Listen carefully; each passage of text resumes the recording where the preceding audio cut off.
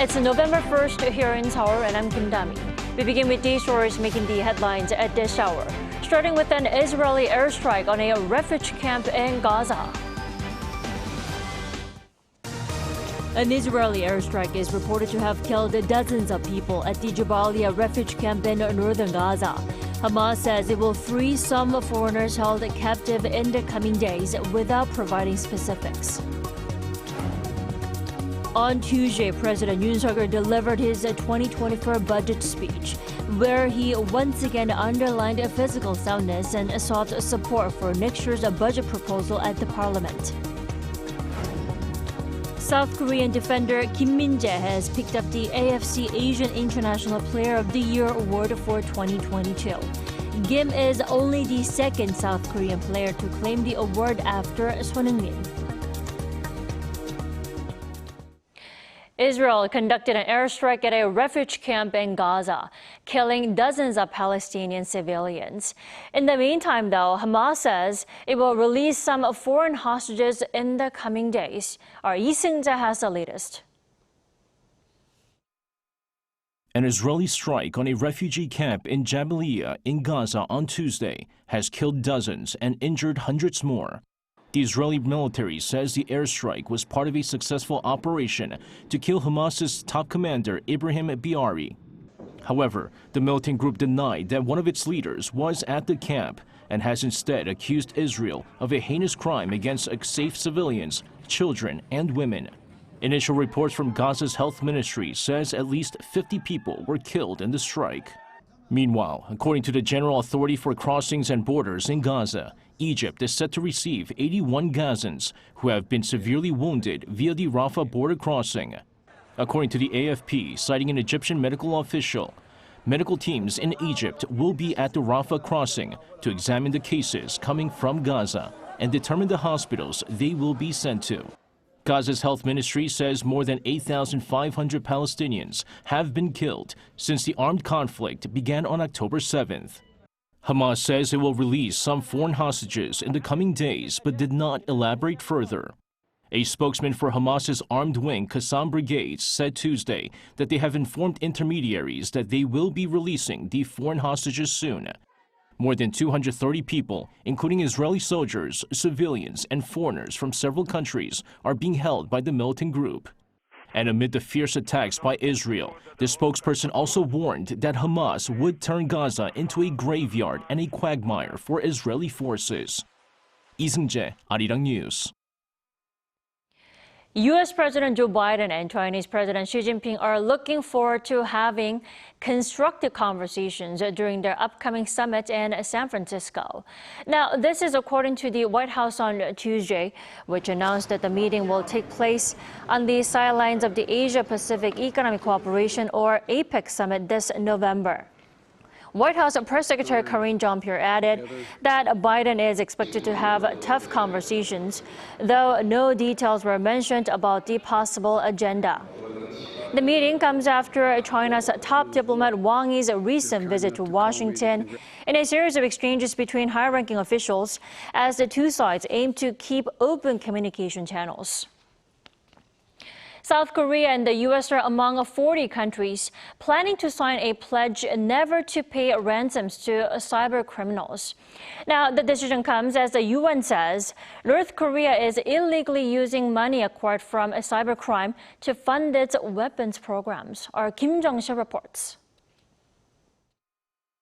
40 countries, including South Korea and the U.S., plan to sign a pledge never to pay ransoms to cybercriminals.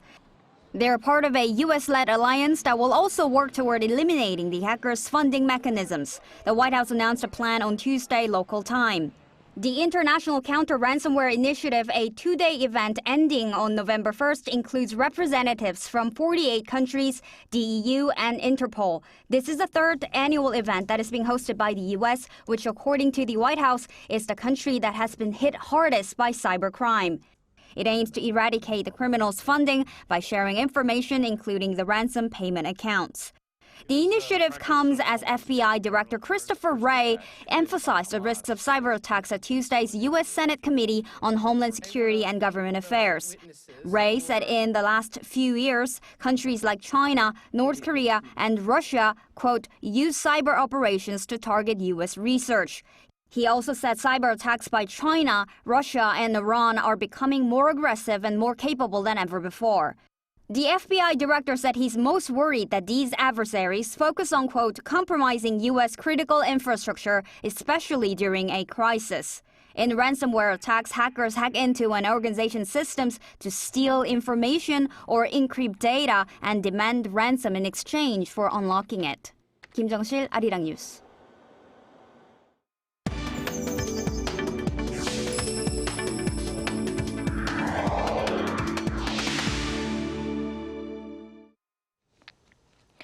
Since taking office last year, President Yoon has declared he'll make Korea a global pivotal state and has engaged in summits with scores of countries to make that happen. In that process, South Korea is becoming a key force for cooperation across the world, according to a renowned scholar of international relations. Our Oh Soo-young sat down with him. South Korea has grown as an important Indo-Pacific partner for European countries and a force for multilateral cooperation amid war and tensions across the world. That's according to Ramon Pacheco Pardo, a professor of King's College London who recently co-authored Korea, A New History of South and North. Speaking to Arirang News, Pacheco Pardo said the perception of South Korea has changed over the past year and a half, particularly among European governments, which are increasing their engagement in the Indo-Pacific to secure peace and development, where 60% of the world's maritime trade passes through. He said Seoul's surge of soft and material power in recent years has shown its growing capacity to contribute to resolving global challenges, looking beyond its own security interests on the Korean peninsula. It's not only the demand for Korea to do more, but they believe that Korea has the economic resources, technological resources, diplomatic resources, and military resources, along with its soft power, to contribute more, to contribute to the provision of global goods, aid, for example, to developing countries. You also see, for example, when it comes to supply chains, diversification or de-risking, as some people call it, away from China. Well, the expert noted that Seoul was invited to the G7 and NATO summits for 2 straight years since 2023, with President Yoon pushing to bolster global solidarity and institutions to deter threats from North Korea, ensure peace and the rule of law in regional waters, stabilize supply chains, and support the green transition and global development. In particular, Seoul's trilateral cooperation with Washington and Tokyo, set out at the Camp David summit in August, is expected to become the driving force for building peace and prosperity in the Indo-Pacific. I think it is necessary for Korea, Japan, and the US to make sure that they start implementing at least some of the deliverables from the Camp David statement as soon as possible, whether it's a dialogue, education program, whether it is the joint development of deterrence capabilities that they were talking about, for example, in the area of economic security. But beyond trilateral efforts, multilateralism is crucial to keeping the momentum going, beyond political forces of change that may come as a result of key elections next year, particularly the US presidential race. Here, Pacheco Pardo said Seoul can play a crucial role in solidifying the network of like-minded partners, especially in maritime cooperation and high-tech areas like semiconductors, artificial intelligence, cybersecurity and space. In terms of making this a success, I think it is necessary also to engage other partners. Of course, Korea, Japan and the US can do a lot together, but many of the areas they focus on, for example, economic security, for example, they do focus on the development of new technologies. You really need other partners. You need Europe, you need Canada, you need Australia, you need Taiwan as well. Having held 142 summits with 93 countries so far, Yoon is set to engage with a number of European countries until the year end, in bilateral summits with the leaders of Ireland, the UK and the Netherlands. Oh Soo-young, Arirang News.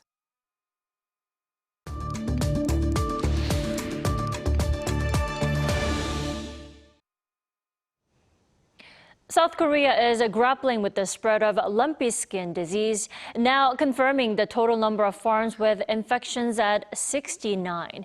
How serious is a viral disease that affects cattle? We turn to Professor Michael Ward this morning. Welcome to the program. Good morning. Professor Ward, for our viewers who may not be so familiar with this particular disease, lumpy skin disease, please do walk us through what it is and why it's so detrimental for cattle. Okay, so lumpy skin disease is caused by a virus. It's a pox virus. So there's a lot of pox viruses in nature. There's smallpox, chickenpox, monkeypox. This particular pox virus just affects cattle and buffalo. And as you can see there in that picture, it causes these lesions on the skin, these nodules that then can turn into sort of sores. It causes fever. Importantly, it stops cattle from eating. So they stop eating and they lose production. So they might stop milk production, they lose weight. So it's a very important economic disease. When it occurs, it affects a lot of cattle, but very few die. So it doesn't really cause a lot of mortality. Traditionally, it's been transmitted by blood-sucking or biting insects, so like mosquitoes and flies. But more recently, we've seen it being transmitted by close contact between cattle. Sure, so it's a type of a pox that is targeting cattle. Now, this is the first time such a disease has been confirmed here in the country. Where did it come from? As far as I know, it's originated in Africa, but this is the first time we're seeing this here in the country. Yeah, it's very interesting, the spread of this disease. As you said, it's essentially an African disease. During the last century, it was really confined to Africa. Then we saw some incursions. We saw the disease moving. We saw incursions into Europe, into Eastern Europe, the Balkans, Russia. In 2018, there were major outbreaks in South Asia, so particularly in India, Bangladesh, Nepal. And then in 2019 to 2020, we saw it spreading throughout Southeast Asia. So it's one of these diseases, these transboundary diseases, that has, for some reason, been moving very quickly in the last few years. We're not exactly sure why. It's probably got something to do with trade and the movement of cattle. Sure. Now, what South Korea's agriculture ministry is saying that there is a high risk of the disease spreading further if selective culling is carried out without inoculation. Professor Ward, is that so? What's the best way to tame the spread then? Yeah, it's a difficult disease to control. And like all these sort of diseases, it's very important to remove the infectious components. So these are animals that are actively infected. So the idea is to remove those by culling, limited culling in this case. But the main control response is vaccination. So there are vaccines, and as I understand, the South Korean government is trying very hard to very quickly vaccinate all cattle. So that will effectively stop the outbreak, but it does take weeks for that to have an effect. And you need to get that vaccine out fairly quickly. So that's a big logistical problem, trying to vaccinate all animals very quickly. But that's the principal response, is vaccination at this stage. Right, that's the ultimate solution, because I do know that it takes at least 3 weeks to make that vaccine effective. And South Korea is trying to finish the vaccination program by November 10th. Now, some animal protection organizations here in South Korea are arguing that those cattle infected with the disease should be quarantined and treated rather than culled. Now, is that really a better idea? What do you think? Certainly quarantine will help a lot, and there needs to be strict quarantine. But the problem with this disease is you have vectors, so insect vectors involved, so mosquitoes and biting flies. Even with quarantine, that disease spread pathway is very difficult to control. So that's why that probably isn't as effective as some other diseases. So very much the very rapid vaccination, removing actively infected herds, and then general biosecurity. So keeping restrictions on who enters, who exits these infected areas. That's very important. Right. South Korean authorities are really paying close attention to this particular disease because, like I mentioned, it is the first time we are seeing this disease spreading throughout the nation. Then, Lastly, is there any way we can prevent the emergence of such a disease like LSD in the first place, though? Yeah, very difficult, particularly with the involvement of insects. So, how do you stop the movement of insects? You can certainly control the movement of animals, so your borders and the importation of animals. Also, various products or materials that can be contaminated by this pox virus. So very strict sort of quarantine is the way to control the movement of this disease, and that's being attempted throughout Asia, really, where we've seen this disease just explode. It spread very quickly, very rapidly. So really biosecurity, border protection, and also surveillance, so that when you see the disease, you can control it very quickly. So that would be the key elements, trying to stop the spread of this disease throughout Asia, and particularly in South Korea. Definitely, and with the vaccination, hopefully it will tame the spread here in South Korea before it gets spread any further. All right, Professor Ward, thank you so much for joining us this morning. We appreciate it. Thank you.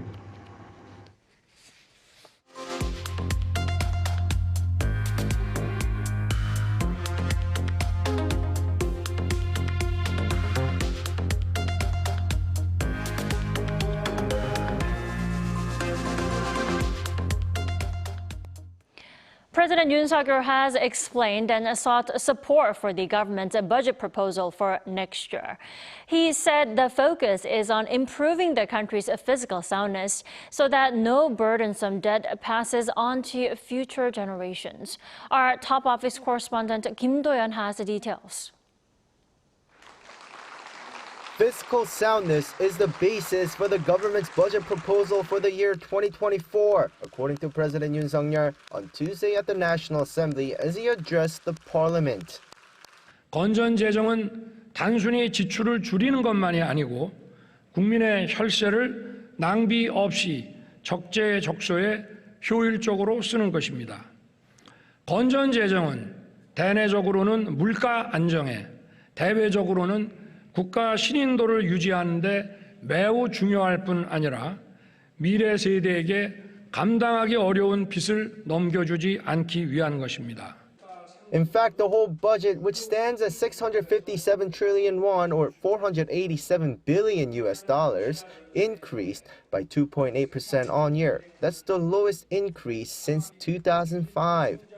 And Yoon explained the funds saved will be redirected to enhance the nation's core functions such as defense, rule of law, education, health, support for the vulnerable, and securing future growth engines. To be specific, $1.1 billion US additionally allocated for basic living recipients with support for one-parent homes and multicultural children. He also took the opportunity to share his general agenda, saying all policies will prioritize stabilizing prices and improving people's livelihoods amid global uncertainties from conflicts in the Middle East and Ukraine. The word economy was mentioned 23 times in his 25-minute speech. The word reform also came up 14 times as he urged support for his 3 key reformation targets to the majority opposition floor, saying they're for the future of the country, including the critically low birth rate. 저출산이라는 어둠의 터널에서 빠져나오려면 미래 세대에게 희망을 주고 우리 사회의 지속 가능한 성장을 가능케 하는 경제 사회 전반의 구조 개혁이 필요합니다. 이러한 연금 개혁, 노동 개혁, 교육 개혁을 위해 의원님들의 깊은 관심과 지원을 부탁드리겠습니다. Leading up to the speech, much attention was paid to Yoon's scheduled meeting with main opposition Democratic Party's dignitaries and Chairman Lee Jae-myung.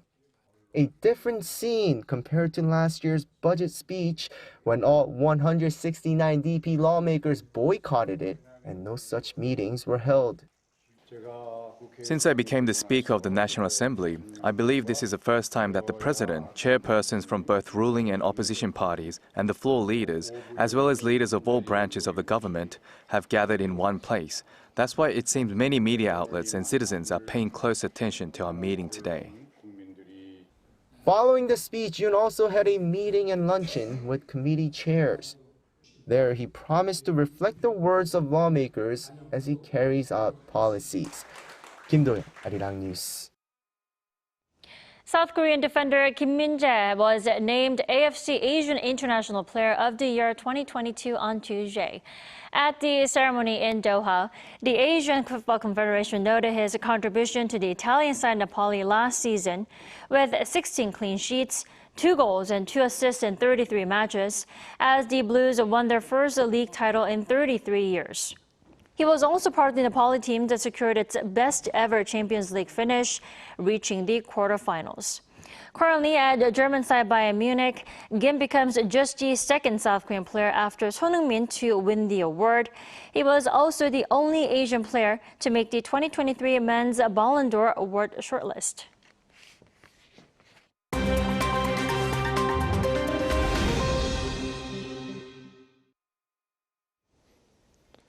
Good morning, I'm Kim Seong, and we now turn over to stories from around the world. We begin in the Middle East, where Iran-backed Houthi rebels in Yemen issued a video statement on Tuesday claiming ballistic missiles and armed drone attacks against Israel.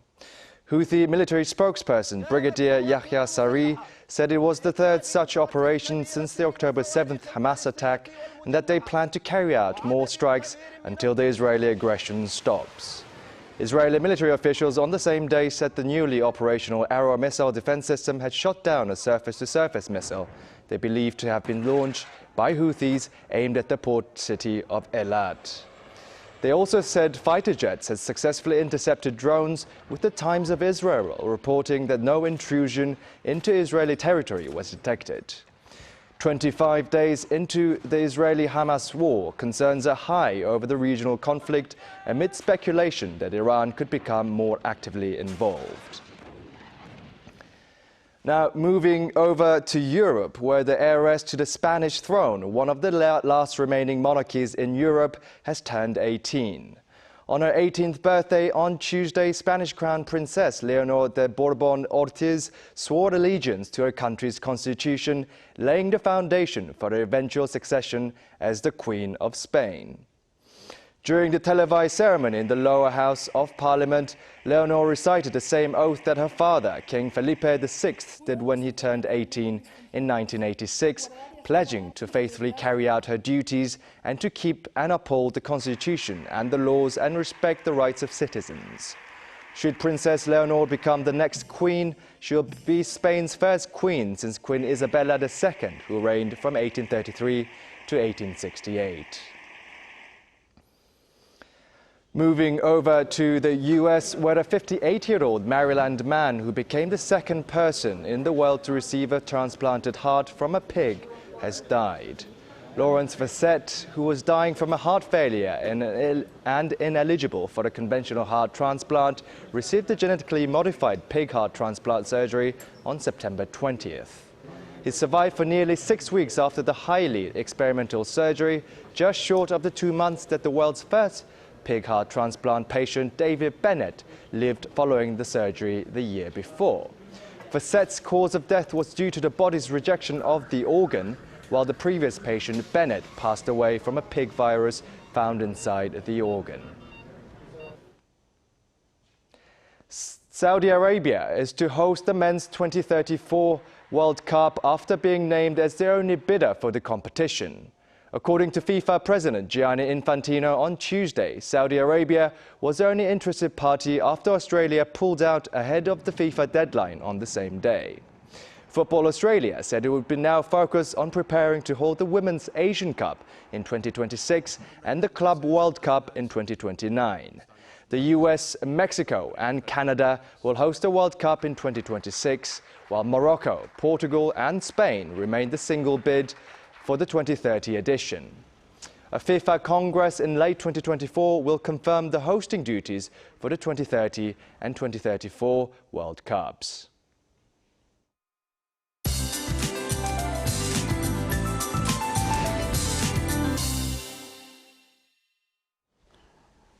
Good morning.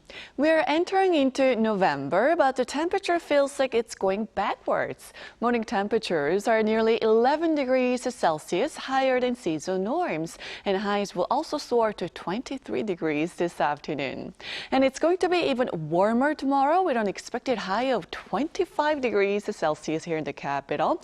Perhaps shirts and shorts will be just fine. Northern parts of the country, however, will see some spotty showers through tonight with 5 to 30 millimeters of rainfall expected, along with thunder and lightning. Air quality could become bad in some of the western regions, including here in Seoul. Meanwhile, southern parts of the country are in for very promising weather under plenty of sunshine and the warmth. Mother Nature will give us extra warmth for the next couple of days, and then rain this weekend will bring a late autumn chill to the country next week. That's Korea for you, and here's a look at the international weather conditions.